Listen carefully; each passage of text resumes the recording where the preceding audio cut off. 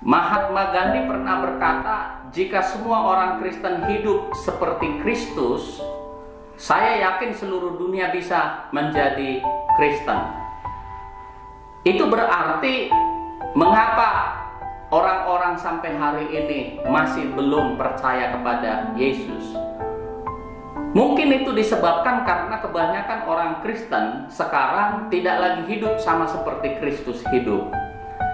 Kalau kita amati kehidupan orang Kristen, kita hampir-hampir tidak bisa membedakan mana orang yang Kristen dan mana orang yang non-Kristen. Sebenarnya kekristenan itu adalah sebuah kata ejekan yang ditujukan kepada murid-murid Yesus yang hidup sama seperti Yesus pada awalnya. Jadi kalau kita menyebut diri kita Kristen, maka wajiblah kita hidup sama seperti Kristus. Rasul Petrus menasehati kita di dalam 1 Petrus 4 ayat yang ke-7. Bagaimana orang Kristen itu menjalani kehidupan mereka di dunia ini? Menurut Rasul Petrus, orang Kristen harus menjalani kehidupannya di dunia ini dengan berorientasi kepada hal-hal yang kekal, berorientasi kepada kekekalan, berorientasi kepada kerajaan Allah. Sebab di dalam 1 Petrus 4 ayat 7, Rasul Petrus berkata, kesudahan segala sesuatu sudah dekat. Jadi dalam perspektif orang Kristen, sebenarnya apa yang ada di dunia ini, kekayaan, ketenaran, jabatan, dan lain sebagainya akan berlalu. Karena semua apa yang ada di dunia ini akan berlalu. Itu sebabnya Allah mengendaki supaya orientasi hidup kita tujukan kepada kekekalan, kita tujukan kepada kerajaan Allah. Kita tidak boleh membiarkan diri kita atau hati kita justru mencintai dunia ini atau syarat oleh rupa-rupa kepentingan dunia ini. Ada sebuah data tentang bagaimana orang Kristen menggunakan harta mereka. Data ini saya ambil dari Eropa dan juga Amerika. Pada tahun 1988 sampai 1992, data tersebut mengungkapkan bahwa sebenarnya di kalangan orang Kristen telah terjadi peningkatan kesejahteraan. Tentu kita tidak heran akan hal itu karena Alkitab menjelaskan bahwa Injil mempunyai kuasa tidak saja membuat orang berdosa menjadi bertobat, tetapi Injil juga mempunyai kuasa untuk memperbaiki kehidupan. Apabila orang menerima Injil, dia tidak saja meninggalkan dosa dan kejahatan, tetapi Injil itu akan memperbaiki seluruh aspek kehidupannya. Orang yang tadi boros, sekarang dia belajar berhemat. Orang yang tadinya mabuk-mabukan, dia berhenti, lalu kemudian dia menggunakan uangnya untuk hal-hal yang jauh lebih baik. Orang yang tadinya tidak mampu mengelola keuangan karena dia dididik dalam kebenaran, dia mampu mengelola keuangan dengan baik, maka otomatis oleh pengaruh firman Tuhan dan Injil itu orang-orang mengalami perbaikan hidup. Setelah orang-orang mengalami perbaikan hidup, tentu saja akhirnya kesejahteraan ekonomi mereka juga meningkat. Itulah yang terjadi pada masyarakat di Eropa dan Amerika. Ketika Injil diberitakan, Injil itu bukan saja memampukan mereka untuk bertobat dari penyembahan berhala hidup yang lama, tetapi Injil itu memperbaiki hidup mereka. Mereka sekarang menjadi bangsa yang terberkati dan mengalami peningkatan kesejahteraan secara ekonomi.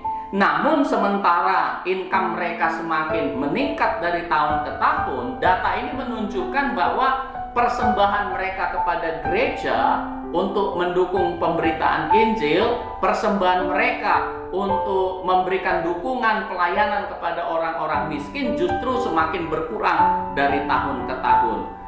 Lalu kemana sebagian besar uang yang mereka dapatkan itu mereka pergunakan atau belanjakan? Data ini menunjukkan bahwa sekarang mereka, sementara mereka makin diberkati, keuangan mereka bukannya mereka pergunakan untuk mendukung Injil, untuk mendukung pelayanan terhadap orang-orang miskin, sekarang mereka sibuk untuk membeli hal-hal yang sebenarnya tidak terlalu penting, seperti misalnya membelanjakan uang untuk membeli kosmetik, membeli es krim, membeli parfum, bahkan membeli makanan hewan peliharaan. Mereka sekarang sibuk memelihara anjing, memelihara kucing, memelihara ternak-ternak yang dulu sebenarnya itu bukanlah hewan peliharaan, sehingga akhirnya sebagian besar uang mereka pergunakan untuk hal-hal yang seperti itu. Padahal seandainya orang-orang Kristen di Eropa dan Amerika menyisihkan penghasilan mereka untuk mendukung pemberitaan Injil, maka pemberitaan Injil akan mengalami kemajuan yang jauh lebih besar dari sekarang ini.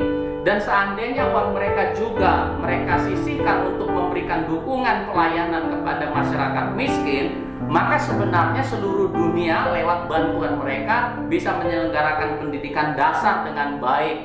Akan tersedia layanan kesehatan yang jauh lebih baik, terutama di negara-negara miskin dan sedang berkembang oleh dukungan orang-orang Kristen tersebut. Jadi dari sini kita bisa simpulkan bahwa ternyata orang-orang Kristen di Eropa dan Amerika itu ketika mereka semakin kaya, semakin makmur, mereka justru cenderung semakin duniawi. Mereka tidak lagi peduli untuk kerajaan Allah. Keuangan mereka gunakan untuk kepentingan diri mereka sendiri, untuk hal-hal yang tidak terlalu penting. Bahkan mereka tidak peduli terhadap sesama, atau kepedulian mereka terhadap sesama, terhadap orang-orang yang menderita justru makin berkurang. Itulah sebabnya Allah menasehati kita di dalam Ulangan 8 ayat 12-14 ketika Dia berkata, apabila engkau sudah makan dan kenyang, mendirikan rumah-rumah yang baik serta mendiaminya, apabila lembu sapimu dan kambing dombamu bertambah banyak, dan emas serta perakmu bertambah banyak, dan segala yang ada padamu bertambah banyak, janganlah engkau tinggi hati sehingga engkau melupakan Tuhan Allahmu. Jadi Allah telah mengingatkan bangsa Israel, umatnya, termasuk juga kita, bahwa kita dipanggil mengalami berkat-berkatnya. Namun ketika kita telah diberkati, Tuhan mengingatkan kita, jangan kita tinggi hati, jangan kita melupakan Tuhan, dan jangan biarkan harta itu justru membuat hati kita condong kepada hal-hal duniawi. Sebaliknya justru seharusnya ketika kita telah diberkati, kita mempergunakan kekayaan itu untuk mendukung kerajaan Allah, untuk memberikan pelayanan kepada orang-orang miskin dan yang menderita. Yang kedua, Rasul Petrus berkata juga di dalam 1 Petrus 4 tersebut, di mana dia berkata, layanilah seorang akan yang lain. Jadi selain orang Kristen berorientasi hidupnya kepada kekekalan dan bukan kepada keduniawian, orang Kristen juga menjalani kehidupan mereka dengan cara melayani sesama mereka. Dan Yakobus 1 ayat 27 berkata, ibadah yang murni dan yang tak bercacat di hadapan Allah Bapa kita ialah mengunjungi yatim piatu dan janda-janda dalam kesusahan mereka. Jadi Yakobus menjelaskan salah satu ibadah yang berkenan kepada Tuhan adalah memberikan pelayanan kepada yatim piatu dan janda-janda dalam kesusahan mereka. Jadi yatim piatu, janda-janda adalah sekelompok orang yang mewakili orang-orang yang sedang dalam penderitaan, dalam kesusahan. Dan mereka adalah sesama yang wajib untuk kita layani, yang wajib untuk kita perhatikan. Jadi orang Kristen ketika dia telah mengarahkan hatinya kepada kekekalan, selanjutnya Allah menghendaki supaya selama kita hidup di dunia ini, karena kita telah menerima anugerah, kebaikan dan berkat yang berlimpah-limpah setelah kita percaya, maka kita harus juga menunjukkan kemurahan belas kasihan kepada orang-orang miskin, menderita, dan yang tidak berdaya. Tuhan menghendaki kita melayani mereka. Satu kali Yesus ditanya, siapakah sesamaku manusia? Yesus memberi perumpamaan tentang seorang yang dirampok habis-habisan oleh penjahat, lalu kemudian ditinggalkan di pinggir jalan dalam keadaan setengah mati. Lalu datanglah orang Samaria menolong orang ini, membalut luka-lukanya, membersihkan, memberi minyak dan anggur, lalu kemudian membawanya kepada sebuah penginapan, meminta supaya pemilik penginapan itu merawat, memberi makan. dan jikalau uang yang dititipkan berkurang, dia akan membayarnya kembali di kemudian hari saat dia kembali. Tapi imam-imam, orang-orang Lewi ketika melihat orang itu menderita setelah habis dirampok di pinggir jalan, mereka mengabaikannya. Yesus berkata, sebenarnya sesama manusia adalah orang-orang yang menunjukkan kemurahan dan belas kasihan kepada mereka yang menderita. Dan di dalam perjanjian lama, Imamat 23 ayat 22, ada sebuah ayat itu berkata bahwa pada waktu kamu menuai hasil tanahmu, jangan kau sabit ladangmu habis-habis sampai ke tepinya, dan janganlah kau pungut apa yang ketinggalan dari penuaianmu. Semuanya itu harus kau tinggalkan bagi orang miskin dan bagi orang asing. Akulah Tuhan Allahmu. Jadi ayat ini adalah perintah yang diberikan Tuhan kepada orang Israel, supaya ketika nanti mereka masuk tanah Kanaan dan kemudian mereka menanami tanah itu, dan pada masa panen mereka tidak boleh menyabit hasil panen mereka habis-habis. Mereka harus justru menyisihkan sebagian dari hasil panen itu, supaya orang-orang miskin, orang-orang asing dapat mengambil sisa hasil panen itu untuk nafkah kebutuhan hidup mereka.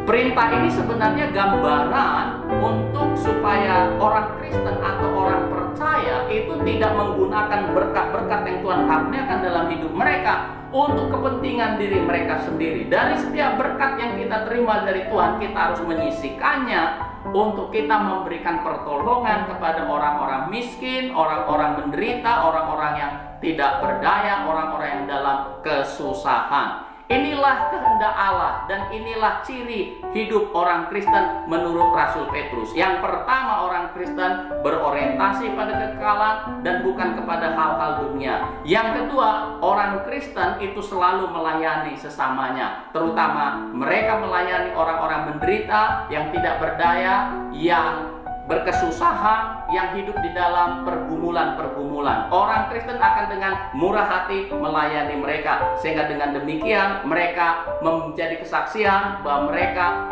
hidup sama seperti Kristus hidup. Dulu Kristus hidup juga melayani sesama manusia, bahkan menyerahkan nyawanya sehingga kita beroleh keselamatan. Tuhan memberkati.